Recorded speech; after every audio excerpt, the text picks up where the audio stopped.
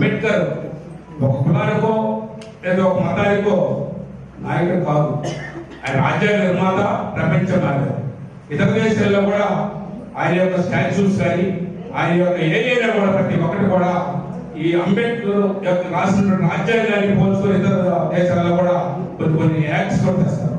Labour acts కానివ్వండి, maternity acts కానివ్వండి, education act, resources water resource act, అనేక చట్టాలు తెచ్చినటువంటి మొట్టమొదట బలైనటువంటి ప్రపంచినటువంటి అత్యంత ఆదరణ గల వ్యక్తి డాక్టర్ బాబాసాహెబ్ అంబేద్కర్ అని సందర్భంగా తెలియజేస్తున్నాను.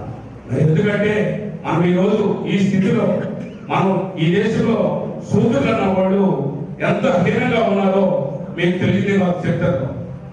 సూదులు క్షత్రియులని విడగొట్టి ఈ విధంగా ఉన్నటువంటి ప్రపంచాన్ని ఒక కట్టుగా తీసుకురావాలని రాజ్యాంగం నిర్మిస్తే అతనికి ఒక కుటుంబం అంటగట్టి అతను పరామర్శ అని చెప్తున్నారు. అది తప్పు. అందరూ వాడు బాబాసాహెబ్ అంబేద్కర్ అందరి యొక్క యాక్ట్ల కోసం, చట్టాల కోసం పనిచేసిన వ్యక్తి ఎవరు లేరు. రాబోయే తరానికి కూడా లేరు. రాబోయే తరానికి కూడా నాయకుడు అంబేద్కర్. అంబేద్కర్ సామాజిక విప్లవకారుడు.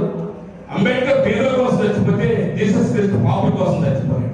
ఇది ట్రూల్. మీరు అందరూ గమనించాల్సిన విషయం.